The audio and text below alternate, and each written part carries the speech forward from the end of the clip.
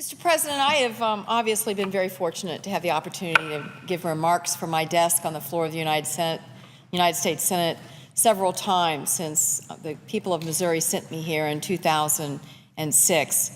And I don't think I've ever had a speech that I was going to give that was easier and harder than this speech. Easy in that I'm talking about somebody I love. Hard because this person I love is going on to a different place and a brighter future, and I'm going to miss her terribly. This person's name is Angela Elsbury, and she has a job that people outside of Congress don't fully appreciate. She's called the scheduler.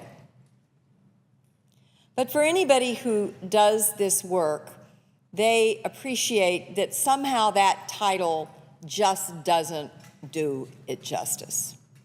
Now, I don't know what the right title would be. I can think of several. In charge of my life, handholder, the nicest person that has to say no, multitasker, mother to the entire office, disciplinarian, jokester.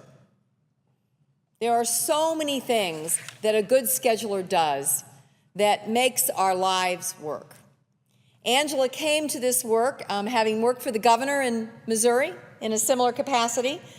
She actually joined my campaign and was one of the first ones through the door. And she came from a place that, frankly, hadn't had a lot of people that were elbow to elbow with governors and United States senators. She came from a small town called Madison, Missouri, and I think there's maybe just north of 500 people that live in Madison.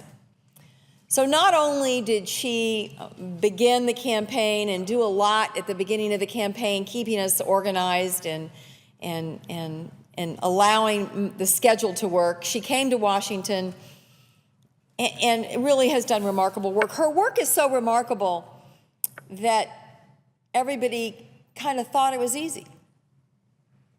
And that's the mark of a really good scheduler, because it is the hardest job in the office.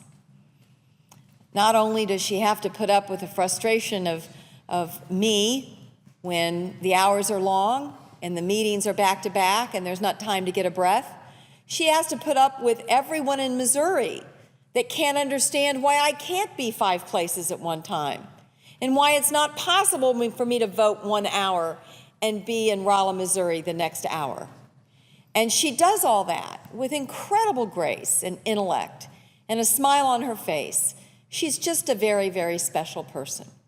And, you know, the thing about these jobs is, you know, there are days I get worried about our democracy. And then I look at the resumes of the young people, whether it's the great pages that serve us morning, noon, and night here in the chamber, or whether it's the amazing people that I work with in my office. And these are people that could go other places in the private sector and make a lot of money. They choose to come here. They're drawn to this. They're drawn to their government. They're drawn to public service.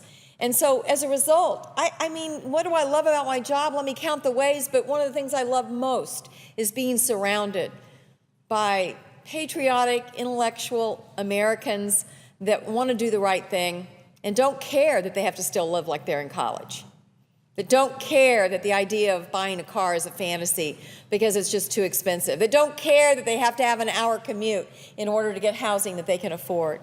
They want to be a part of it. I am surrounded by a team like that, but in the driver's seat, kind of making the car go where it needs to go and making sure it doesn't get broken down on the side of the road has been Angela. And I'm not sure exactly how this car is going to navigate without her. I have a feeling that we're going to have a few bumps. There may be an out-and-out collision.